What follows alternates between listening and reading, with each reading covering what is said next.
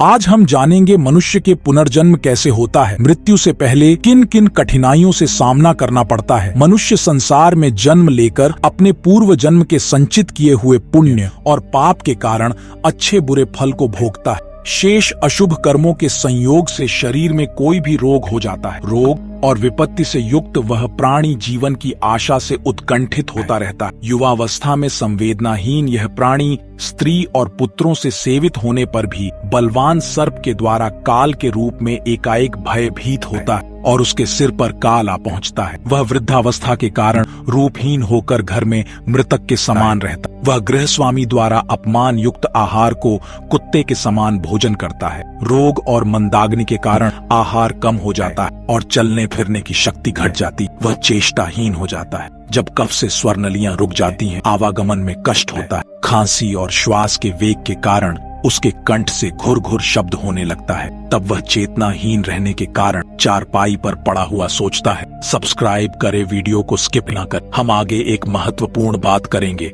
और बंधु वर्ग से घिरा हुआ होने के कारण प्राणी मृत्यु के सन्निकट आता रहता है, बुलाने से भी नहीं बोलता है। इस प्रकार हमेशा कुटुंब के पालन पोषण में जिसकी आत्मा लगी रहती है, उस परिवार के प्रेम की वेदना से रोता हुआ वह प्राणी परिवार के बीच में मर जाता है। हे गरुड़, मृत्यु के समय देवताओं के समान प्राणी की भी दिव्य दृष्टि हो जाती है। वह संसार को प्रभुमय देखता है और कुछ भी बोलने में असमर्थ हो जाता है।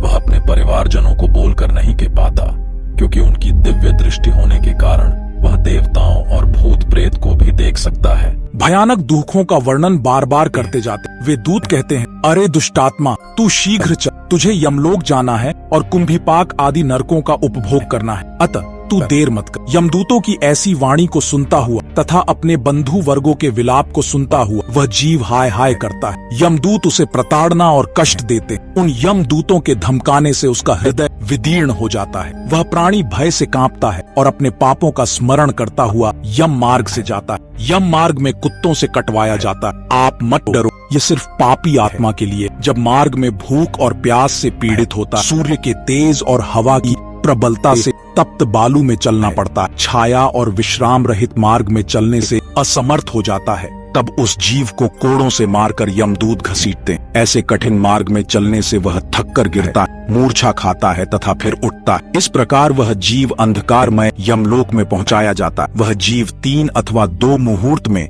यमलोक में पहुंचाया जाता है। वे यमदूत उसको घोर नरक की यातना देते और उसके पापों का फल देते हैं। यमलोक में पहुंचकर वह जीव यमराज के दर्शन तथा 1 मुहूर्त में घोर नरकों की यातना को देखकर यमराज की आज्ञा से फिर मनुष्य लोक में आता है। यहाँ आने पर जीव पुनः अपने पूर्व शरीर में प्रवेश करने की इच्छा करता है, परंतु यमदूत उसे पाश से बांधे रखते हैं। इस कारण वह सुख सुधा तृषा के दुस्सह दुख को सहता और विकल होकर रोता है। तब मृत्यु के स्थान पर पुत्रों द्वारा दिए गए पिंड को और मरने के समय में दिए हुए दान को ही वह जीव खाता है। तब भी उस पापी जीव की तृप्ति नहीं हो। उसके पुत्रों द्वारा दिए हुए दान, श्रद्धा और जलांजलि से पापी रूप के कारण तृप्ति नहीं होती। इसी से पिंडदान देने पर भी वे भूख से और भी व्याकुल हो जाता है। जिनका पिंडदान नहीं होता वे कल्प भर प्रेत योनि में रहकर निर्जन वन में दुख पूर्वक भ्रमण करते हैं। बिना भोग कर्म का भय